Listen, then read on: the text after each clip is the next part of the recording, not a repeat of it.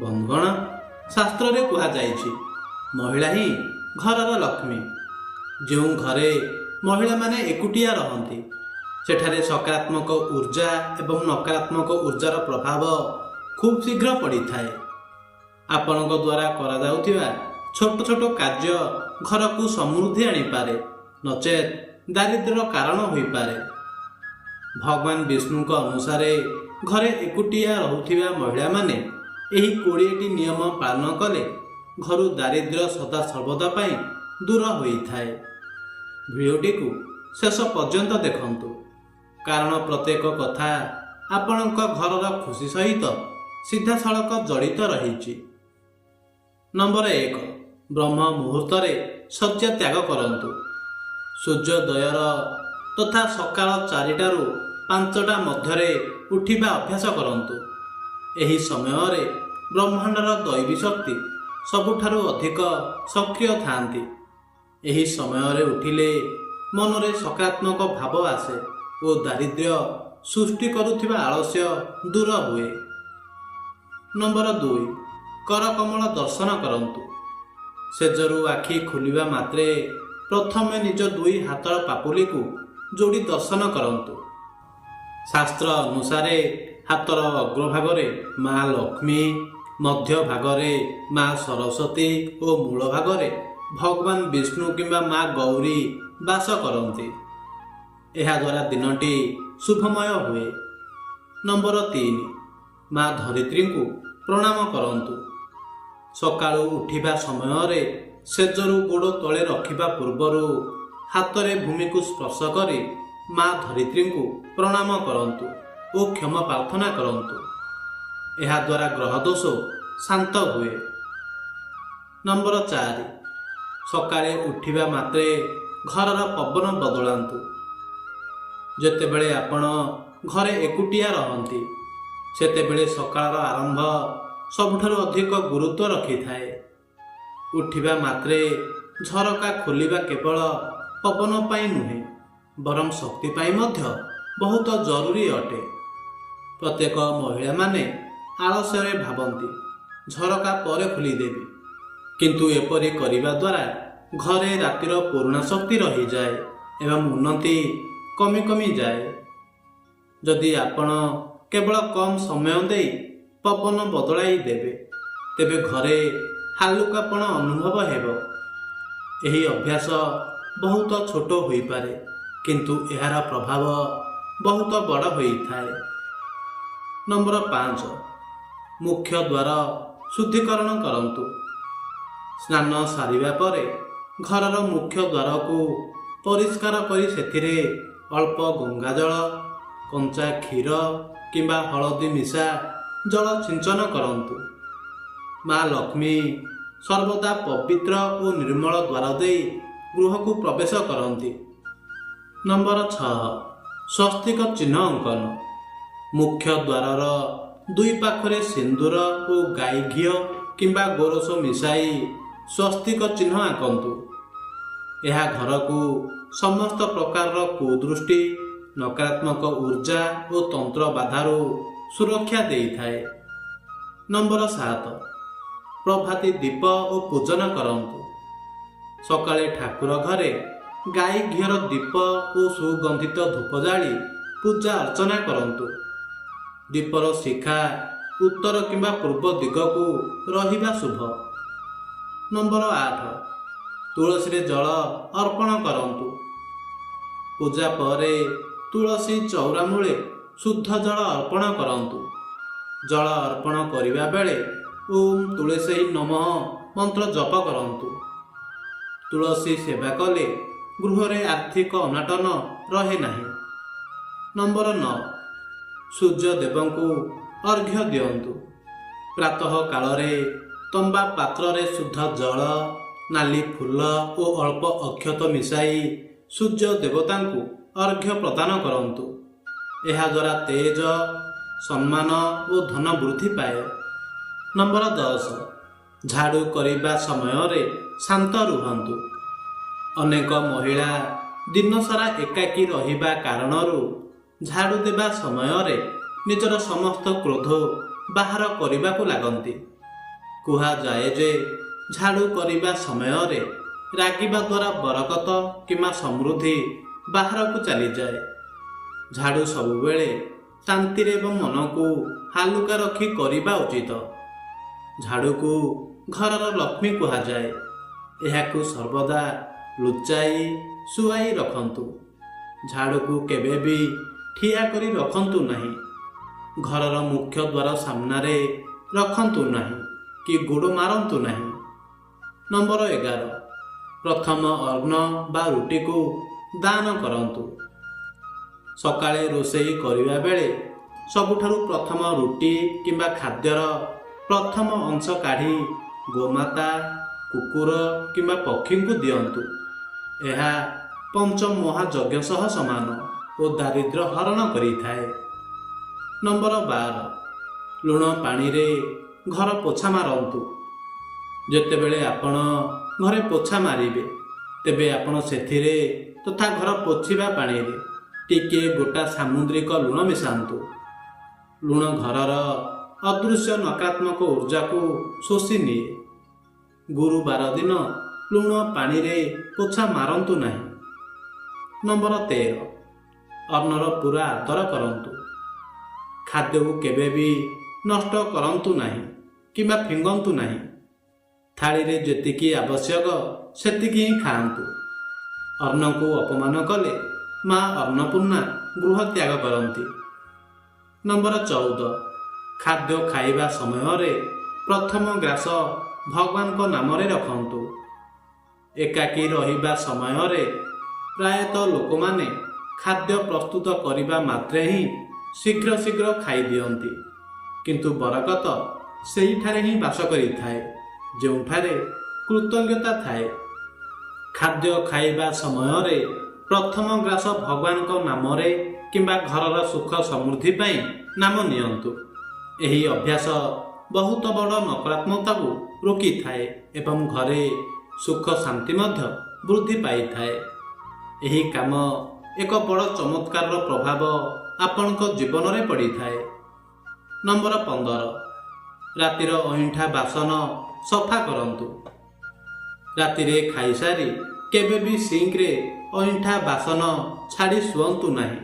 ଶୋଇବା ପୂର୍ବରୁ ରୋଷେଇ ଘର ଏବଂ ବାସନକୁ ସମ୍ପୂର୍ଣ୍ଣ ସଫା କରି ଦିଅନ୍ତୁ, ନଚେତ୍ ଆର୍ଥିକ ଅନାଟନ ଦେଖାଯାଇଥାଏ। ନମ୍ବର 16, ବାସି ଅନ୍ନର ସମ୍ମାନ କରନ୍ତୁ। ଖାଦ୍ୟକୁ କେବେ ବି ନଷ୍ଟ କରନ୍ତୁ ନାହିଁ କିମ୍ବା ଅନାଦର କରନ୍ତୁ ନାହିଁ। ଅନ୍ନକୁ ଅପମାନିତ କଲେ ମା ଅନ୍ନପୂର୍ଣ୍ଣା ରୁଷ୍ଟ ହୋଇଥାନ୍ତି, ଯାହା ଦାରିଦ୍ର୍ୟର ମୁଖ୍ୟ କାରଣ ହୁଏ। ନମ୍ବର 17, ରୋଷେଇ ଘରର ପବିତ୍ରତା ବଜାୟ ରଖନ୍ତୁ। ଯେଉଁ ମହିଳାମାନେ ଦିନସାରା ଘରେ ଏକୁଟିଆ ରୁହନ୍ତି ସେମାନେ ରୋଷେଇ ଘରକୁ ବିନା ସଫା କରି ହିଁ ସେମିତି ଛାଡ଼ି ଦିଅନ୍ତି। ରୋଷେଇ ଘରକୁ ଘରର ବରକତର ତଥା ସମୃଦ୍ଧିର ମୁଖ୍ୟ ସ୍ଥାନ ଅଟେ। ଗ୍ୟାସ୍ ତଥା ଚୁଲି ସର୍ବଦା ସଫା ରହିବା ଦରକାର। ସକାଳେ ବିନା ସ୍ନାନରେ କେବେ ବି ରୋଷେଇ ଘରେ ପ୍ରବେଶ କରନ୍ତୁ ନାହିଁ କିମ୍ବା ଖାଦ୍ୟ ପ୍ରସ୍ତୁତି ଆରମ୍ଭ କରନ୍ତୁ ନାହିଁ। ଶୁଦ୍ଧ ପବିତ୍ର ହୋଇ ରୋଷେଇ କରିବା ଦ୍ୱାରା ଖାଦ୍ୟରେ ସକାରାତ୍ମକ ଶକ୍ତି ରହିଥାଏ। ନମ୍ବର 18, ସନ୍ଧ୍ୟା ସମୟରେ ଅଳ୍ପ କର୍ପୂର ସହ 2ଟି ଲବଙ୍ଗ ଜଳାଇ ସମସ୍ତ ଘରେ ତାର ଧୂଆଁ ଦେଖାନ୍ତୁ। ଏହାଦ୍ୱାରା ଘରର ବାୟୁ ଶୁଦ୍ଧ ହେବା ସହ ଆର୍ଥିକ ବାଧାବିଘ୍ନ ଦୂର ହୁଏ। ନମ୍ବର 19, ସନ୍ଧ୍ୟା ହେବା ମାତ୍ରେ ଦୀପ ଜଳାନ୍ତୁ। ଘରେ ଏକୁଟିଆ ହେବାର ଅର୍ଥ ହେଉଛି ଘରର ପରିବେଶ ଶାନ୍ତ ରହିବା ଦରକାର। ସନ୍ଧ୍ୟା ସମୟରେ ଦୀପ ଜଳାଇବା ବହୁତ ଜରୁରୀ ଅଟେ। ଏହାଦ୍ୱାରା ଘରର ନକାରାତ୍ମକ ଦୂର ହୋଇଥାଏ ଏବଂ ସକାରାତ୍ମକ ଶକ୍ତି ବଢ଼ିଥାଏ। ଏହା କେବଳ ଏକ ଧାର୍ମିକ କାମ ନୁହେଁ, ଏହାକୁ ବହୁତ ପ୍ରଭାବଶାଳୀ ମାନାଯାଏ। ଏହି ସମୟରେ ଘରର ମୁଖ୍ୟ ଦ୍ୱାର ଓ ଠାକୁର ଘରେ ଦୀପ ଜାଳିବା ବାଜ୍ୟ ଏବଂ ଆନ୍ତରିକ ଶାନ୍ତି ଆଣିଥାଏ। ନମ୍ବର 20, ସନ୍ଧ୍ୟା ସମୟରେ ନିଦ୍ରା ନିଷେଧ। ସନ୍ଧ୍ୟା କାଳରେ କେବେ ବି ଶୋଇବା କିମ୍ବା ଅଳସୁଆ ହୋଇ ପଡ଼ି ରହିବା ଉଚିତ ନୁହେଁ। ଏହାଦ୍ୱାରା ଘରକୁ ଦାରିଦ୍ର୍ୟ ଓ ରୋଗ ଆମନ୍ତିତ ହୋଇଥାଏ। ନମ୍ବର 21, ସୂର୍ଯ୍ୟାସ୍ତ ପରେ ଧନ ବା ଦ୍ରବ୍ୟ ଦାନ କରନ୍ତୁ ନାହିଁ। ସୂର୍ଯ୍ୟାସ୍ତ ପରେ ଭୁଲରେ ବି କାହାକୁ ଟଙ୍କା, ଲୁଣ, କ୍ଷୀର କିମ୍ବା ପିଆଜ ରସୁଣ ଧାର ଦିଅନ୍ତୁ ନାହିଁ। ବିଶ୍ୱାସ କରାଯାଏ ଯେ ଏହାଦ୍ୱାରା ଘରର ଲକ୍ଷ୍ମୀ ଅନ୍ୟ ପାଖକୁ ଚାଲିଯାଆନ୍ତି। ନମ୍ବର 22, ପୂର୍ବ ଦିଗକୁ ମୁହଁ କରି ରୋଷେଇ କରନ୍ତୁ। ଖାଦ୍ୟ ପ୍ରସ୍ତୁତ କରିବା ବେଳେ ମହିଳାଙ୍କ ମୁହଁ ସଦାସର୍ବଦା ପୂର୍ବ ଦିଗକୁ ରହିବା ଉଚିତ। ଏହାଦ୍ୱାରା ଘରର ସଦସ୍ୟଙ୍କ ସ୍ୱାସ୍ଥ୍ୟ ଭଲ ରହେ ଓ ଧନ ବୃଦ୍ଧି ହୁଏ। ନମ୍ବର 23, ଈଶାନ କୋଣର ସଫେଇ। ଘରର ଉତ୍ତର ପୂର୍ବ ଦିଗ ବା ଈଶାନ କୋଣକୁ ସଦାସର୍ବଦା ସଫା, ପବିତ୍ର ଓ ହାଲୁକା ରଖନ୍ତୁ। ଏଠାରେ କୌଣସି ଓଜନିଆ କବାଡ଼ି ଜିନିଷ କିମ୍ବା ଆବର୍ଜନା ରଖନ୍ତୁ ନାହିଁ। ନମ୍ବର 24, ଘରେ ପାଦର ଶବ୍ଦ କରନ୍ତୁ ନାହିଁ। ଏକୁଟିଆ ଥିବା ସମୟରେ ପ୍ରାୟତଃ ମହିଳାମାନେ ଜୋରରେ ଚାଲନ୍ତି କିମ୍ବା ଚପଲ ଘଷି କରି ଚାଲିଥାନ୍ତି, କିନ୍ତୁ ଏହି ଅଭ୍ୟାସ ଘରର ଶାନ୍ତିକୁ ନଷ୍ଟ କରିଦିଏ। ଚେଷ୍ଟା କରନ୍ତୁ ଯେପରି ଆପଣ ହାଲୁକା ପାଦରେ ଚାଲିବେ। ଏହାଦ୍ୱାରା ମନ ଶାନ୍ତ ରହେ ଏବଂ ଘରେ ସକାରାତ୍ମକତା ବୃଦ୍ଧି ପାଏ। ନମ୍ବର 25, ଖାଲି ବାସନରେ ପାଣି ପୂର୍ଣ୍ଣ କରି ରଖନ୍ତୁ। କାରଣ ଖାଲି ମାଠିଆ, ଖାଲି ବୋତଲ ଏବଂ ଖାଲି ବାଲ୍ଟି ଘରର ବରକତକୁ କମ୍ କରିଥାଏ। ଏହି କଥା ଉପରେ ବିଶ୍ୱାସ କରାଯାଏ ଯେ ଶୂନ୍ୟତା ଆପଣଙ୍କୁ ଶୂନ୍ୟତା ହିଁ ଦେଇଥାଏ। ସେଥିପାଇଁ ସବୁବେଳେ ଖାଲି ବାସନ ଗୁଡ଼ିକୁ ଭର୍ତ୍ତି କରି ରଖନ୍ତୁ। ଏହାଦ୍ୱାରା ଘରେ ସମୃଦ୍ଧିର ଅନୁଭବ ହୁଏ ଏବଂ ବରକତ ବଜାୟ ରହିଥାଏ। ନମ୍ବର 26, ଶଙ୍ଖଧ୍ୱନି ପ୍ରତିଧ୍ୱନି। ସନ୍ଧ୍ୟା ପୂଜା ସମୟରେ ଘରେ 3 ଥର ଶଙ୍ଖ ବଜାନ୍ତୁ। ଶଙ୍ଖ ଧ୍ୱନି ଯେତେ ଦୂର ଯାଏ ସେତେ ଦୂର ଯାଏଁ ନକାରାତ୍ମକ ଶକ୍ତି ଓ ଆସୁରିକ ପ୍ରଭାବ ନଷ୍ଟ ହୋଇଥାଏ। ନମ୍ବର 27, ଭଙ୍ଗା ଜିନିଷର ନିଷ୍କାସନ। ଘରେ ଭଙ୍ଗା ଆଇନା, ଚାଲୁନଥିବା ଘଣ୍ଟା, ଫଟା ଛବି, ଭଙ୍ଗା ବାସନ ଓ ନଷ୍ଟ ଜିନିଷକୁ ଘରେ ରଖନ୍ତୁ ନାହିଁ। ଏଗୁଡ଼ିକ ଆର୍ଥିକ ପ୍ରଗତିକୁ ରୋକିଥାଏ। ନମ୍ବର 28, ନଖ ଚୁଟି କାଟିବାର ନିୟମ। ସୂର୍ଯ୍ୟାସ୍ତ ପରେ ରାତିରେ କିମ୍ବା ଗୁରୁବାର, ମଙ୍ଗଳବାର ଓ ଶନିବାର ଦିନ ନଖ, ଚୁଟି କିମ୍ବା ଦାଢ଼ି କାଟନ୍ତୁ ନାହିଁ। ଏହା ଆୟୁଷ ଓ ସମ୍ପତ୍ତି କ୍ଷୟ କରିଥାଏ। ନମ୍ବର 29, କପଡ଼ା ଧୋଇବା ସମୟରେ କ୍ରୋଧ ପ୍ରକାଶ କରନ୍ତୁ ନାହିଁ। କପଡ଼ା ଧୋଇବା ଏକ ପ୍ରକାରର ଧ୍ୟାନ କରିବା ଭଳି କାମ ଅଟେ, କିନ୍ତୁ ଅନେକ ମହିଳା କପଡ଼ା ଚିପୁଡ଼ିବା ସମୟରେ ନିଜର ସମସ୍ତ କ୍ରୋଧ ବାହାର କରିଦିଅନ୍ତି। ଏହାଦ୍ୱାରା ଭିତରର ନକାରାତ୍ମକ ଶକ୍ତି ଆହୁରି ବୃଦ୍ଧି ପାଇଥାଏ।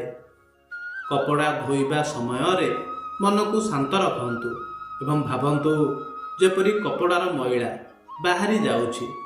ସେହିପରି ଆପଣଙ୍କ ଚିନ୍ତା ଓ ମାନସିକ ଚାପ ମଧ୍ୟ ଦୂର ହେଉଛି। ଏପରି କରିବା ଦ୍ୱାରା ଆପଣଙ୍କ ଉପରେ ଭଲ ପ୍ରଭାବ ପଡ଼ିଥାଏ। ନମ୍ବର 30, କଳି ଝଗଡ଼ା ଓ କାନ୍ଦ ବୋବାଳି ବର୍ଜନ କରିବା। ଯେଉଁ ଘରେ ପ୍ରତିଦିନ କଳି ଝଗଡ଼ା, ଚିତ୍କାର କିମ୍ବା ନାରୀଙ୍କ ଆଖିରୁ ଲୁହ ଗଡ଼େ, ସେଠାରୁ ମା ଲକ୍ଷ୍ମୀ ସଦା ପାଇଁ ଚାଲିଯାଆନ୍ତି। ଘରର ବାତାବରଣକୁ ସର୍ବଦା ହସଖୁସି ରଖନ୍ତୁ। ନମ୍ବର 31, ଆଲମାରିକୁ ସଠିକ୍ ଦିଗରେ ରଖନ୍ତୁ।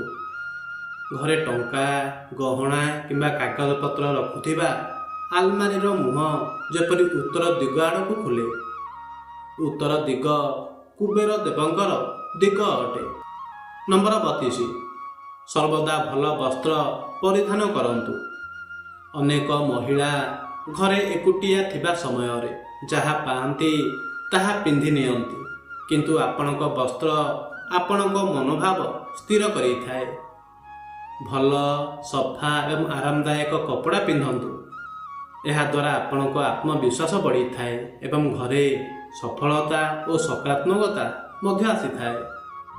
ବରକତ କେବଳ ପଇସାରୁ ମିଳିନଥାଏ, ବରଂ ଆପଣଙ୍କ ଭିତରେ ଥିବା ଶକ୍ତିରୁ ମଧ୍ୟ ହୋଇଥାଏ। ନମ୍ବର 33, ସୌଭାଗ୍ୟ ଦ୍ରବ୍ୟର ଆଦର କରିବା। ଘରେ ସିନ୍ଦୁର, ଅଳତା, ଶଙ୍ଖା ଓ ଚନ୍ଦନ ଭଳି ମଙ୍ଗଳକାରକ ସୌଭାଗ୍ୟ ଦ୍ରବ୍ୟକୁ ସଦା ସର୍ବଦା ପବିତ୍ର ଓ ଉଚ୍ଚ ସ୍ଥାନରେ ସମ୍ମାନର ସହ ରଖନ୍ତୁ। ନମ୍ବର 34, ଦୀନ ଦୁଃଖୀ ଓ ଅତିଥିଙ୍କ ସତ୍କାର। ଘର ଦ୍ୱାରକୁ ଆସୁଥିବା ଭିକ୍ଷୁ, ଦାନ ଦୁଃଖୀ କିମ୍ବା ଅତିଥିଙ୍କୁ କେବେ ବି ଖାଲି ହାତରେ କିମ୍ବା ଅପମାନିତ କରି ଫେରାନ୍ତୁ ନାହିଁ।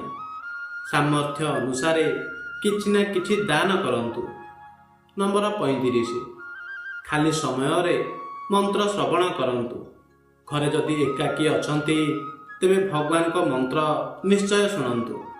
ସମ୍ପୂର୍ଣ୍ଣ ନୀରବ ଘର ଅନେକ ସମୟରେ ମନକୁ ଭାରି କରିଦିଏ। ହାଲୁକା ମନ୍ତ୍ର, ମନକୁ ଶାନ୍ତ କରୁଥିବା ଆରତି ଏହିସବୁ ଘରର ଶକ୍ତିକୁ ବଢ଼ାଇଥାଏ। ନମ୍ବର 36, ଲକ୍ଷ୍ମୀ ମନ୍ତ୍ର ନିୟମିତ ଜପ କରନ୍ତୁ। ଦିନର ଯେକୌଣସି ସମୟରେ, ବିଶେଷ କରି ସନ୍ଧ୍ୟାବେଳେ ଓମ୍ ଶ୍ରୀଂ ହ୍ରିଂ ଶ୍ରୀଂ ମହାଲକ୍ଷ୍ମୀ ନମଃ କିମ୍ବା ଓମ୍ ନମୋ ଭଗବତେ ବାସୁଦେବାୟ ମନ୍ତ୍ରକୁ ଅତିକ୍ରମେ 108 ଥର ଜପ କରନ୍ତୁ। ବନ୍ଧୁଗଣ, ଆଶା କରୁଛି ଏହି କଥାଟି ଆପଣଙ୍କୁ ନିଶ୍ଚୟ ଭଲ ଲାଗିଥିବ। ଯଦି ଏହି କଥାଟି ଆପଣଙ୍କୁ ଭଲ ଲାଗିଥାଏ ତେବେ କମେଣ୍ଟ ବକ୍ସରେ ଜୟ ଶ୍ରୀ ହରିବିଷ୍ଣୁ ନିଶ୍ଚୟ ଲେଖିଦିଅନ୍ତୁ। ଏହା ସହ ଭିଡ଼ିଓକୁ ଲାଇକ୍ କରି ଆମର ୟୁଟ୍ୟୁବ୍ ଚ୍ୟାନେଲକୁ ସବସ୍କ୍ରାଇବ୍ କରିଦିଅନ୍ତୁ। ଧନ୍ୟବାଦ।